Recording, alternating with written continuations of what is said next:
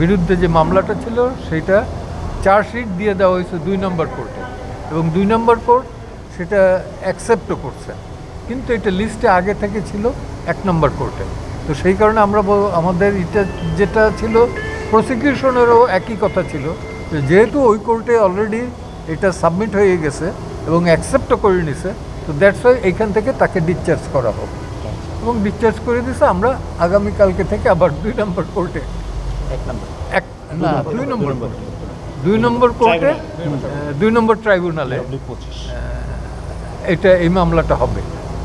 এই আর কি, তেমন কিছু ঘটনা ঘটে না। ধরার কথা বলছে, এবং পাশাপাশি আরেকটা বলছে যে অ্যারেস্ট করা হোক, একদিন রেখে ছাড়িয়ে দেওয়া হোক, এবং কোনো প্রকার যাতে গুলি না চালানো হয়, এবং সাউন্ড গ্রেনেড দিয়ে ভয় দেখানো হয়।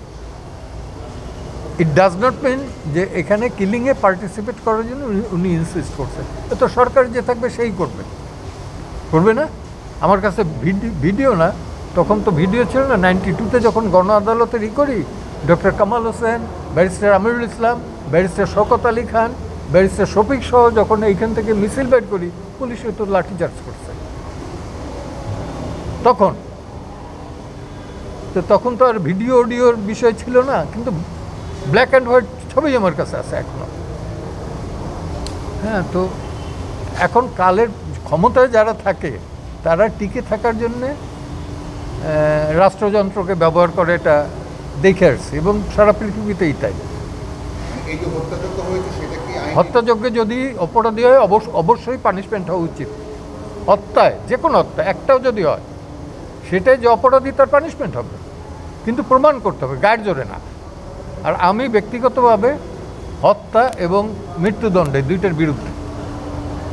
যে কারণে কিন্তু আওয়ামী লীগ ক্ষমতায় থাকাকালীন একটা দিনের, একটা মুহূর্তের জন্য আমি এই ট্রাইব্যুনালে পাঠা দিইনি, কোনো পক্ষেই না। কারণ একটা লোকের ফাঁসি দিবে, রাইটলি ও রংলি, এই যে মেরে ফেলা, এইটার পক্ষপাতে আমি না, ব্যক্তিগতভাবে আমি না।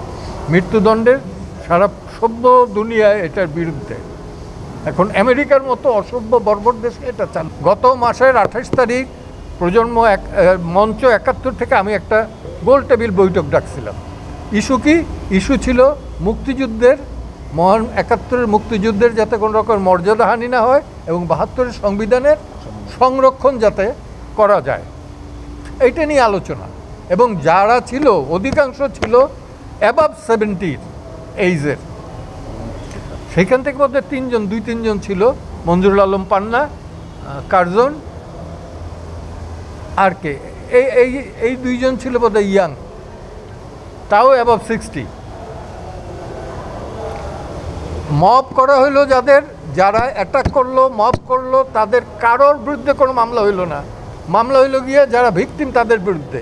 সো এই আইনের প্রতি, এই অ্যাডমিনিস্ট্রেশনের প্রতি আমার শ্রদ্ধা থাকবে কোত্থেকে? কোনো ভাগ রেখে কথা বলছি? বেঠিকভাবে চলতেছে, উল্টোভাবে চলতেছে।